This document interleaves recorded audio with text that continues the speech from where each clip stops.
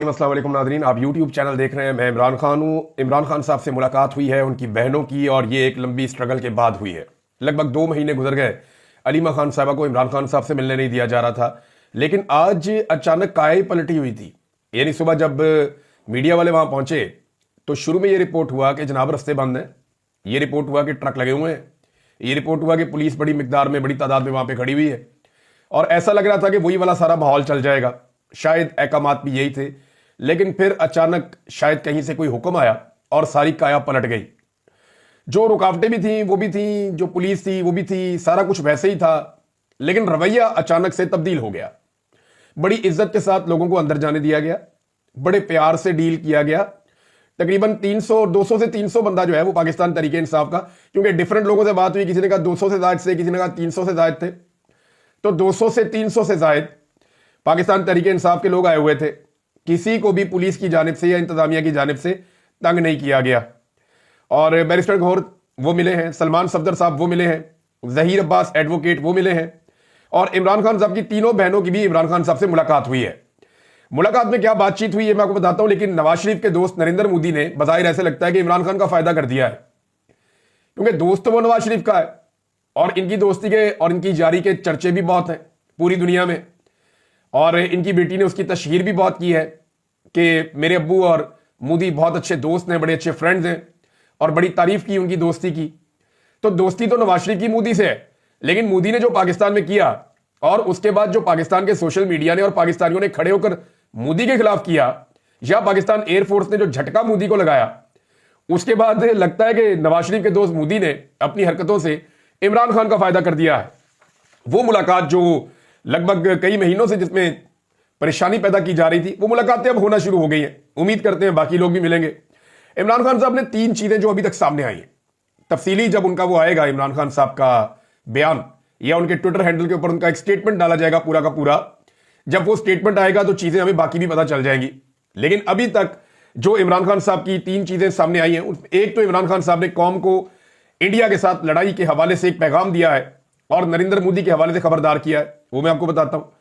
Number 2, Imran Khan साहब ने military courts के हवाले से बड़ा क्लियर एक वाकिफ दिया है।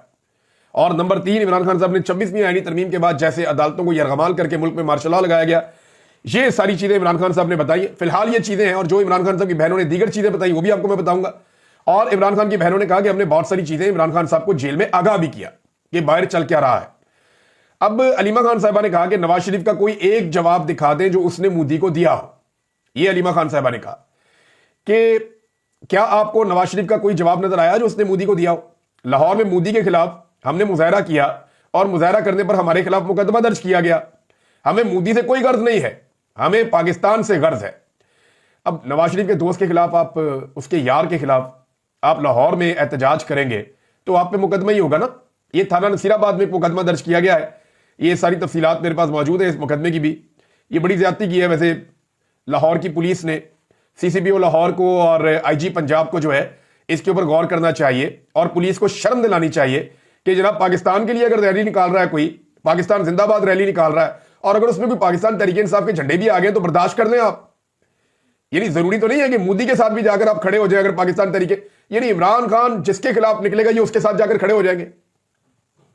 इमरान खान इसराइल के खिलाफ निकला, ये इसराइल के साथ जाके खड़े हो गए। अब इमरान खान मोदी के खिलाफ निकला, ये जाके मोदी के साथ खड़े हो गए। तो ये पंजाब पुलिस को थोड़ी सी शर्म करनी चाहिए कि ये हरकतें वो ना करें। क्यों अपनी इज्जत खराब करते हैं आप, ये आपके करने का काम नहीं है। बहरहाल अलीमा खान साहब ने कहा कि पहले इन्होंने कहा जी कि लोग तो इस जंग को PSL का मैच समझ रहे थे। ये मैच नहीं है, जंगें हैं, वो अना के ऊपर होती हैं, और जंग के बड़े भयानक नताइज भी होते हैं, ये सारी दुनिया जानती है। इससे मुल्क के मुल्क तबाह हो जाते हैं। हमें जंग की मजीद तैयारी करनी चाहिए, क्योंकि मोदी हमारे हमलों का जवाब जरूर देगा। हमारा पानी बंद हो गया तो हमारी फसलें तबाह हो जाएंगी। इमरान खान साहब को जिन्होंने जेल में डाला हुआ है वो पाकिस्तान के खैरख्वाह नहीं हो सकते। बानी PTI को रिहा किया जाए, उनके केसेस नहीं सुने जा रहे। अगर जजेस उनके केस लगाएं तो आधे घंटे में इमरान खान बाहर आ सकते हैं। इमरान खान को तनहा किया जा रहा है, ये फौज नहीं शख्सियात कर रही है। वजीर आजम, सदर और आर्मी चीफ को इमरान खान से खौफ है, फौज को खौफ नहीं है। ये बड़ा क्लियरली उन्होंने कह दिया। सदर, वजीर आजम और आर्मी चीफ, ये 3 लोग इमरान खान से खौफजदा हैं। फौज को कोई खौफ इमरान खान से नहीं है, ना इमरान खान की फौज से लड़ाई है। अभी आगे जाके ये चीज, और इमरान खान साहब ने जब ये मुलाकात की इन्होंने, तो बाहर आकर उन्होंने क्या बताया वो मैं आपको बताता हूं। कि इमरान खान का बयानिया सोशल मीडिया नहीं बना रहा, इमरान खान का फौज से कोई मसला नहीं है। अब जब इन्होंने मुलाकात की तो फिर इन्होंने आकर कहा कि हमने इमरान खान को बताया कि पाकिस्तानी कौम कैसे जोश और जज्बे के साथ और पूरी तरह निडर थी भारत के खिलाफ। तो इमरान खान ने कहा कि जंग में फौरी रिस्पॉन्स बहुत अहम होता है। मोदी पाकिस्तान से बहुत सख्त नफरत करता है। इस वक्त मोदी सख्त गुस्से में होगा, वो इंतकाम लेगा, वो बदले के लिए आएगा। आप लोगों को अलर्ट रहना है। फौज और कौम ने जिस तरह जवाब दिया, सोशल मीडिया की वॉर पाकिस्तान ने जीती, मोदी ये बर्दाश्त नहीं करेगा। वो मुआशी अटैक करेगा, फॉल्स फ्लैग जैसे इकदाम मोदी मजीद कर सकता है। इमरान खान साहब ने कौम को और फौज को खबरदार रहने के लिए कहा कि मोदी कुछ भी कर सकता है। और ये स्टेटमेंट इमरान खान साहब का उनकी बहन ने पढ़ के सुनाया। ये तो हो गया जनाब मोदी वाला एपिसोड जिसपे इमरान खान साहब ने कहा। अब आ जाए आप अदालतों वाले मामले पर कि मिलिट्री कोर्ट्स के अंदर सिविलियंस को सजाएं हो सकती हैं। इस पे इमरान खान साहब ने क्या कहा? इमरान खान साहब ने कहा कि 26वीं आईनी तरमीम ने रूल ऑफ लॉ खत्म कर दिया है। जो भी वोट दे रहे थे इस तरमीम के हक में वो ऑर्डर मान रहे थे, सबने मिलकर पाकिस्तान का रूल ऑफ लॉ खत्म कर दिया है। कानून की हुक्मरानी पाकिस्तान में खत्म हो गई। सुप्रीम कोर्ट ने मिलिट्री ट्रायल की इजाजत दे दी। इससे दुनिया में हमारा मजाक उड़ेगा, इस पर आपका मुल्क का दुनिया में तमाशा बनेगा। किसी भी जमहूरियत में ऐसा नहीं हो सकता कि आप अपने सिविलियंस को फौजी अदालतों के हवाले कर देंगे, जनाब आप इनका ट्रायल कर लें। ऐसा नहीं होता दुनिया में। आपने तमाशा बनाया है। इस तरमीम से आपने जजेस को सरकारी डिपार्टमेंट बना दिया है। यानी जज अब एक सरकारी मुलाजिम है, सरकारी डिपार्टमेंट बन गया है अदलिया। जजेस और अदलिया की आजादी आपने छीन ली है। अब वो ऑर्डर पर फैसला करते हैं। और ऑर्डर के बारे में जनाब इमरान खान साहब ने कहा कि ऑर्डर फिर एक शख्स देता है। फर्द वाहिद का ऑर्डर आ रहा है। पाकिस्तान एक मार्शल लॉ या डिक्टेटरशिप में है और पाकिस्तान को मुकम्मल तौर पे एक डिक्टेटरशिप में डाल दिया गया है। इमरान खान कहते हैं कि मुल्क भी मेरा है, फौज भी मेरी है। इमरान खान की फौज के साथ लड़ाई नहीं है। लोग जुल्म और जबर के खिलाफ सोशल मीडिया पर रिएक्शन देते हैं। अगर आपने फौज के खिलाफ बयानात सुनने हैं तो नवाज शरीफ और मरियम नवाज के बयानात निकाल कर सुने। मोदी को टीवी पर दिखाया जा सकता है मगर इमरान खान को टीवी पर नहीं दिखाया जा सकता। अच्छा जी, ये इन्होंने सारी बातचीत की अलीमा खान साहबा ने बाहर आने के बाद, और इन्होंने बताया कि इमरान खान साहब ने क्या कहा। अभी जो बाकी लोग मिले हैं वहां तफसीली जो बातचीत इमरान खान साहब ने की है वो भी सामने आ जाएगी। जुनैद अकबर साहब के हवाले से भी एक चीज इमरान खान साहब ने कही, वो मैं आपको बता देता हूं। इमरान खान साहब ने कहा मुझे अफसोस हुआ जैसे ये पैगाम जुनैद अकबर को दिया गया कि इस्तीफा दे दो। मैंने ये नहीं कहा था, पैगाम गलत तरीके से दिया गया। मैंने ये कहा था कि जुनैद अकबर अपनी सहूलत देख लें। अगर वो दोनों ओहदों को साथ चला सकते हैं तो वो जरूर चलाएं। मेरी जो तरजीह है वो पार्टी है। मेरी तरजीह ये है कि पार्टी की तंजीम साजी हो और तहरीक बेहतर अंदाज में चले। और अगर जुनैद अकबर ये दोनों काम कर सकते हैं तो पब्लिक अकाउंट्स कमेटी की चेयरमैनशिप भी वो अपने पास रख लें। लेकिन दूसरी तरफ इससे पहले यह खबर भी आ चुकी है कि जुनैद अकबर साहब ने पब्लिक अकाउंट्स कमेटी की चेयरमैनशिप से इस्तीफा दे दी। उन्होंने कहा इमरान खान का जो हुक्म आएगा वो फौरी तौर पर मैं पूरा करूंगा। जुनैद अकबर एक इंतहाई शरीफ आदमी है और इमरान खान साहब के बड़े वफादार साथी हैं। उन्होंने एक मिनट नहीं लगाया इस्तीफा देने के लिए। हालांकि लोग यहां पे कुर्सी के साथ चिमट के मरने मारने पर आ जाते हैं, लेकिन जुनैद अकबर ने ऐसा नहीं किया। उन्होंने इमरान खान की बात फौरन मानी, हालांकि वो बात उन तक दुरुस्त तरीके से नहीं पहुंचाई गई थी। इमरान खान ने कहा था कि आप अपनी सहूलत देख लें, अगर दोनों काम कर सकते हो तो कर लो, ये आपके पास चॉइस है। लेकिन बेहतर यह है कि अगर आप एक काम के ऊपर फोकस करो तो मेरी तरजीह पार्टी है। इमरान खान साहब ने यह कहा था। बहरहाल कुछ और खबरें नाज़रीन, और ये बड़ी इंटरेस्टिंग है। ये बहुत बड़े बड़े लतीफे हैं दो जो अब मैं आपके सामने रखने वाला हूं। नंबर एक, मुस्लिम लीग नून ने एक नया बयानिया बनाना शुरू किया। इसहाक डार से एक कहानी शुरू होती है। नवाज शरीफ साहब के रिश्तेदार भी हैं, आपको पता है, और वो जाती है वजीर इत्तलात पंजाब तक जिन्होंने तारीफों के पुल बांधे हुए हैं। यानी उनसे आप पूछे ना कि कुछ भी पूछें आप पाकिस्तान किसने बनाया तो वो शायद ये भी कह देंगे नवाज शरीफ ने बनाया। आप उनसे कुछ भी नवाज शरीफ की पैदाइश से पहले वाले काम भी पूछेंगे तो वो नवाज शरीफ के खाते में डालने के लिए तैयार हो जाएंगे। बहुत ही ज्यादा जो है वो जी हुजूरी की है, बहुत ही ज्यादा दरबारी एटीट्यूड जो है वो इस्तेमाल किया है। तो वजीर इत्तलात पंजाब ने कहा कि भारत के खिलाफ सारा ऑपरेशन, अब मेरे से पढ़ा भी नहीं जा रहा था, पहले मैं हंस रहा था कितनी देर तक, कि भारत के खिलाफ सारा ऑपरेशन नवाज शरीफ की जेर निगरानी डिजाइन हुआ है। और भाई ये बंदा अपना इलेक्शन नहीं डिजाइन कर सका, ये भारत के खिलाफ ऑपरेशन डिजाइन करेगा? इसका अपना डिजाइन बिगड़ा हुआ है बेचारे का, अपनी सियासत तबाह हो गई है। तो बाहर से आया वजीर आजम बनने के लिए, पाकिस्तान में आके वजीर आजम नहीं बन सका। छोटा मोटा एक ओहदा दे दिया इनकी बेटी ने कि मेरा बाप खुश रहे। यानी अजीब किस्म की बात करते हैं। यानी क्या आप क्या समझते हैं कि नवाज शरीफ साहब जहाजों में बैठे हुए थे या कंट्रोल रूम में बैठे हुए थे, या नवाज शरीफ साहब जो है वो ड्रोन उड़ाने के अहकाम दे रहे थे? मियां साहब बैठ के नक्शे पे लकीरें लगा रहे थे कि ड्रोन इधर गिरा दो, मिसाइल इधर गिरा दो, फलां जहाज इधर पहुंचा दो, एयरफोर्स यहां से जाएगी। ये मियां नवाज शरीफ ने किया है, फॉर गॉड सेक। और तारीफ करें, कुछ ढंग की तो करें भाई। मियां साहब से एक स्टेटमेंट ही दिलवा दें मोदी के खिलाफ, कम से कम कौम ये मानेगा यार ये हमारे साथ खड़ा बंदा मोदी के साथ नहीं खड़ा। आज भी वो शख्स पूरी ताकत से मोदी के साथ खड़ा हुआ, स्टेटमेंट ही नहीं दे रहा। 10 लाख के इनाम का ऐलान किया हुआ है समी इब्राहिम साहब ने, वो 10 लाख रुपए रख के बैठे हुए अपने घर में कैश, कि जनाब किसी दिन नवाज शरीफ साहब जो है वो मोदी के खिलाफ बयान दे तो मैं ये जो है इनाम जो है वो रवाना करूं। अब मामला ये है कि नवाज शरीफ साहब ने उनके खाते तो उन्होंने ये डाल दिया, लेकिन एक बड़ी सादी सी बात है, पिछली जो जंग थी ना उसका हीरो था अभिनंदन। कौन था? अभिनंदन। ये पिछली जंग का हीरो था इंडिया का, और इस जंग का जो हीरो है वो अभिनंदन। वो इसलिए कि अभिनंदन ने मोदी के खिलाफ एक लफ्ज नहीं बोला और भारत के साथ जो है वो बड़े जबरदस्त तरीके से इन्होंने कॉपरेट किया और भारत के खिलाफ बोलने से हमेशा गुरेज किया है। एक और चीज आपको दिखाता हूं नाज़रीन, में ये जरा फोटो आप देखें, ये हरकतें आप चेक करें जरा। ये फोटो आपको नजर आ रही है? ये फोटो जनाब लगवाई है डिप्टी कमिश्नर शेखुपुरा ने। इसके ऊपर लिखा हुआ है बुनियानुल मरसूस। ये जो ऑपरेशन हुआ था सीसा पिलाई हुई दीवार, कुरान पाक की आयत के अंदर ये एक लफ्ज मौजूद है, बुनियानुल मरसूस, ये सीसा पिलाई हुई दीवार, मजबूती से खड़े हुए लोग। तो डिप्टी कमिश्नर शेखुपुरा ने मरियम नवाज की फोटो लगा के ये ऑपरेशन मरियम नवाज के खाते में डाल दिया, और नीचे जो है वो एडमिनिस्ट्रेटर म्यूनिसिपल कमेटी फरुखाबाद, उसका भी साथ थोड़ा सा नाम लिखा हुआ है। इन दोनों को पकड़ के ना जेल में डालना चाहिए और इनको जूते भी मारने चाहिए कि यार तुम्हें शर्म नहीं आती, तुम एक पॉलिटिकल पार्टी के मेंबर हो या तुम हुकूमत का हिस्सा बन गए हो यार, पब्लिक सर्वेंट है, अवाम के टैक्स से आपको तनख्वाह मिलती है, आप उठा के वहां पे सियासत कर रहे हैं। यानी मरियम नवाज की फोटो लगा के ऑपरेशन मरियम नवाज के खाते में डाल दिया। ये पागल खानदान है, ज़हनी तौर पे खबत पे मुब्तला है, ये अपनी जात से बाहर जा ही नहीं सकते, इनका ये ज़हनी मसला है और ये सारी दुनिया जानती है। ये हर जगह पे चाहते हैं इनकी फोटो चिपक जाए। अब ये अहकाम जारी कर दिए जनाब, डिप्टी कमिश्नर और ये दीगर लोग जो है हमारी फोटोएं लगाएं और ये ऑपरेशन हमारे खाते में डालो, क्योंकि इस ऑपरेशन में एयरफोर्स ने कामयाबी दिलवा दी है। खुदा ना खास्ता पाकिस्तान को नाकामी होती, ये बंदे कभी अपनी फोटो भी ना निकालते बाहर, ये सारा कुछ फौज के खाते में डाल देते, जो मोदी ने किया है। मोदी अगर वहां पे पाकिस्तान से खुदा ना खास्ता इस लड़ाई में आगे निकल जाता या जीत जाता, तो मोदी कभी भी अपनी फौज को ना कहता कि आकर सामना करो आवाम का। मोदी खुद सामने आता और आकर जनाब बड़े फतह के झंडे गाड़ देता, लेकिन जब बेइज्जती हुई तो फौज को आगे कर दिया। तो यही शरीफ खानदान और मोदी खानदान के अंदर कुछ सिमिलैरिटीज हैं।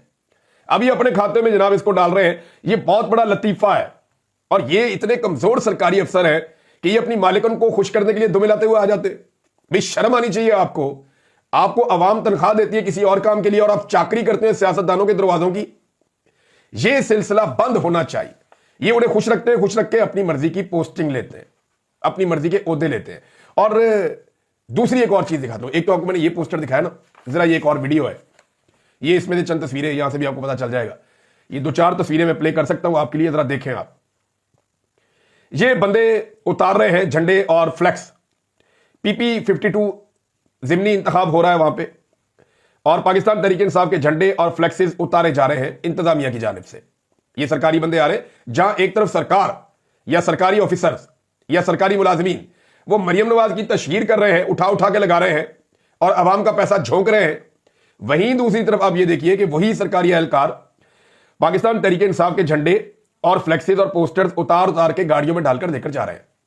और मजे की बात यह है कि अगर यह गलत है और गैर कानूनी है तो उसी खंबे के ऊपर PML-N के या हुकूमती उम्मीदवार के भी लगे हुए हैं ना, यानी खंबा एक ही है, ऊपर पाकिस्तान तहरीक इंसाफ का और नून लीग का दोनों का झंडा लगा हुआ है।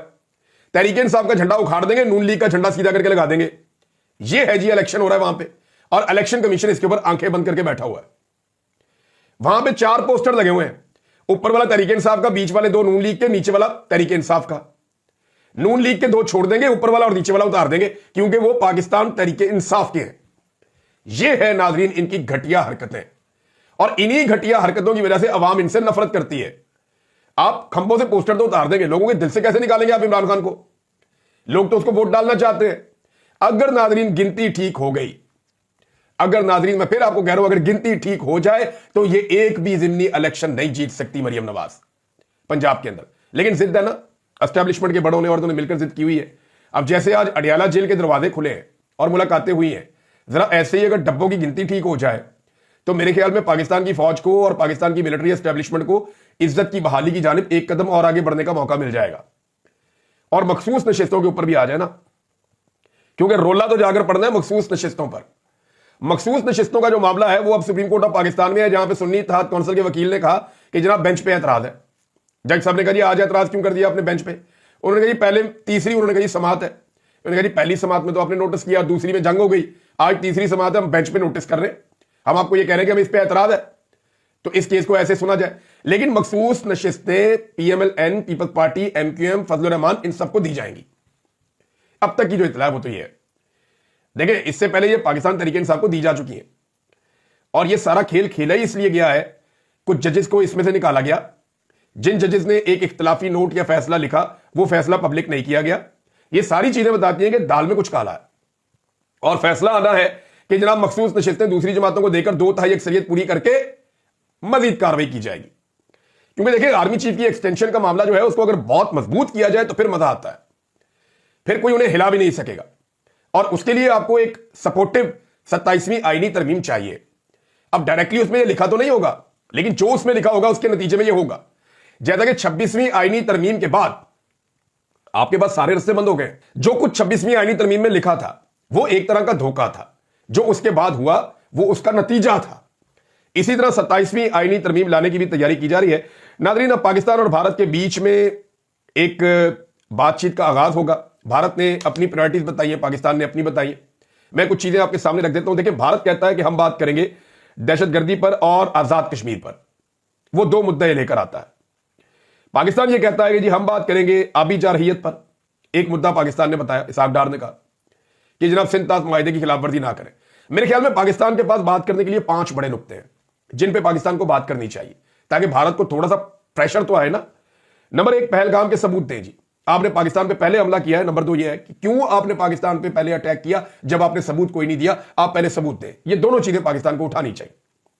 तीसरा, मकबूजा कश्मीर पे बात करनी चाहिए कि वहां के लोगों पे आप जुल्म और जबर कर रहे हैं, उन्हें उनका हक दीजिए अक़वाम मुत्तहिदा की करारदादों के मुताबिक। चौथा, सिंध ताज मुआहिदे पर अमल दरामद करवाया जाए भारत से कि इस पे आप अमल दरामद करेंगे, वरना ये जो स्ट्रक्चर्स हैं इनको हमें हटाना पड़ेगा। नंबर 5, पाकिस्तान में दहशतगर्दों की जो सपोर्ट भारत करता है उसके सबूत भी भारत को दिए जाए और भारत को बताया जाए कि हमारे मुल्क के अंदर आप क्या करवा रहे हैं और कब से करवा रहे हैं। इमरान खान साहब के बेटों ने नाज़रीन एक इंटरव्यू दिया है और इमरान खान साहब ने वैसे अपने बेटों को मना किया था, लेकिन उन्होंने ये इंटरव्यू दे दिया है। दोनों बेटे बैठे हुए थे और शरीफ खानदान नवाज शरीफ साहब के बच्चे जब इंटरव्यू देते थे, मियां साहब अंदर थे, तो उनका सारा फोकस या वो तो डीलों के चक्कर में रहते थे। लेकिन आप ये इंटरव्यू सुने वो क्या कह रहे हैं। एक तो उन्होंने कहा जी हमारे वालिद ने हमें खामोश रहने के लिए कहा था, लेकिन अब हमारे पास कोई चारा नहीं है। हमने सोचा था कि ये चंद हफ्ते के लिए होगा, लेकिन अब तो 2 साल गुजर गए हैं। उन्होंने इमरान खान को धुंधलाने की कोशिश की, यहां तक कि 1992 के वर्ल्ड कप की तस्वीर को भी मिटा दिया गया। हम ये इंटरव्यू इसलिए दे रहे हैं क्योंकि हमारे वालिद को सजाए मौत की धमकियां दी जा रही हैं। फिर उन्होंने कहा कि जमहूरियत पर दबाव और इलेक्शन में धांधली के खिलाफ बड़ा एहतजाज रिकॉर्ड करवाने के बाद जेल में इमरान खान पर मजीद सख्तियां बढ़ा दी गई हैं। वालिद से 20 मिनट गुफ्तगू के बाद लाइन कट जाती है। वो हमें नसीहत करते हैं, हमारी जिंदगी का पूछते हैं, कभी कोई शिकायत उन्होंने नहीं की। उन्हें तोड़ने वालों को पता होना चाहिए कि वो डील नहीं करेंगे, उनके बेटे भी कह रहे हैं। हमारी 2 हफ्ते कबल अब्बा से बात हुई, कई बार सुबह 4 बजे मैसेज आता है कि थोड़ी देर बाद बात होगी। हम 6-6 घंटे इंतजार करते रहते हैं। हमें कई मीटिंग्स कैंसिल करनी पड़ती हैं कि इस दौरान कॉल आ गई तो मिस ना हो जाए।